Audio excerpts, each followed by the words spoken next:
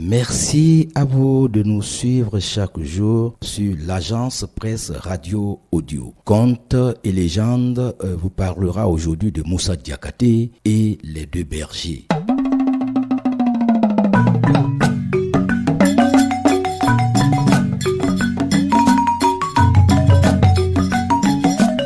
Moussa Diakhaté et les deux bergers.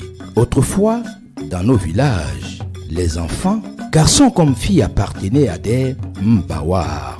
Ce sont des groupements organisés basés sur des tranches d'âge. Vous aurez chez les ébriaux aussi cette même organisation. Ceux qui avaient la même tranche d'âge appartenaient au même mbawar. Au sein du mbawar s'organisait toute activité culturelle, sportive, sociale. Que l'enfant soit bien portant, handicapé physique ou mental, il avait son mbawar. Moussa Diakhaté était un malade mental. Il avait son mbawar. Un jour, Moussa et son mbawar organisent une sortie dans la forêt voisine. Je ne sais pas si c'est une forêt sacrée, si c'est une forêt classée, si c'est une forêt boisée, je ne sais pas. Mais ils avaient organisé une sortie dans la forêt voisine.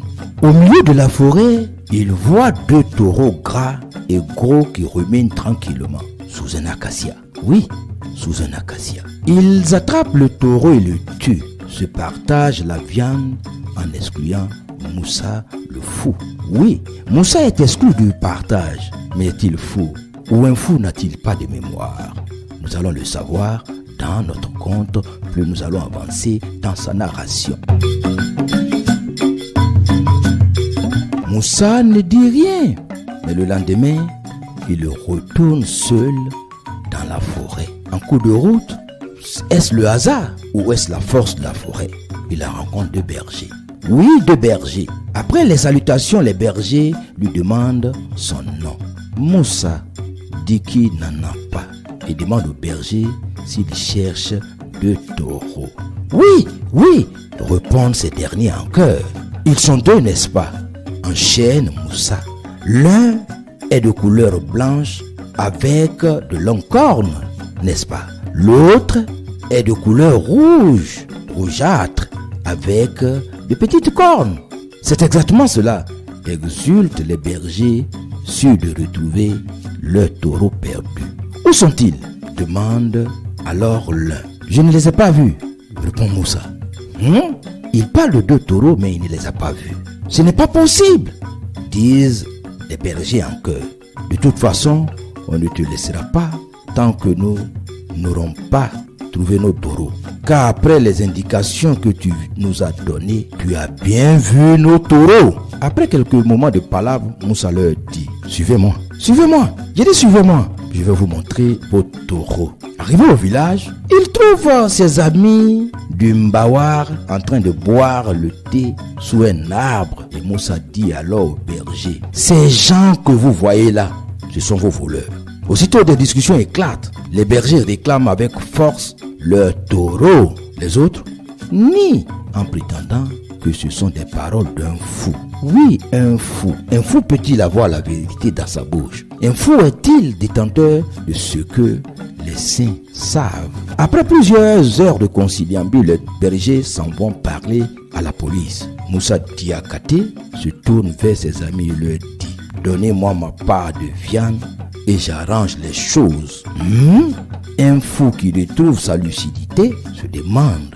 Ses amis, pris de peur, ils envoient un des leurs dans différentes maisons pour récupérer ici un morceau de viande, là un morceau d'os, là-bas un bout d'intestin, et les apportent chez Moussa le fou. Quelques moments plus tard, les bergers reviennent accompagnés de nombreux policiers, auditeurs et fans de l'agence presse radio audio APRA. Suivez-nous dans Contes et légendes et suivez ce conte qui suit et qui s'en va. Ce conte qui vole et qui s'entend.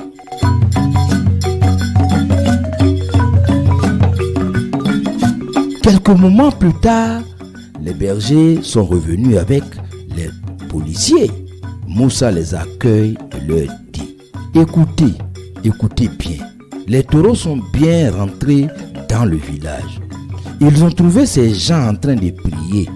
Ils leur ont donné des coups de tête. Ils ont piétiné le livre du Coran qui était posé par terre. Ils ont cassé les murs de la mosquée. Et enfin, ils sont retournés jusqu'à dans cet endroit-là. Et ils sont tous là-bas, tous les deux entrés dans ce trou de lézard. Dépités, les policiers reprennent leur voiture et l'assemblée se disperse.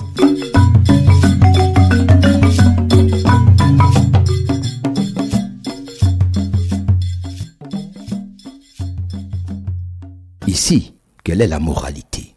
Là-bas, quelle est donc la moralité? Pour dire simplement que la parole d'un fou, quelquefois, ne vaut rien. Et souvent, il faut faire attention à ce qu'on écoute. Il faut faire l'expérience par soi-même pour comprendre, pour saisir la vérité. Merci à vous de nous suivre sur l'Agence Presse Radio Audio, mise en onde sonore, montage et musique en fond sonore, Eric Akougré. Merci et à bientôt pour d'autres contes certainement qui vous égayeront. APRA, Agence Presse Radio et Audio.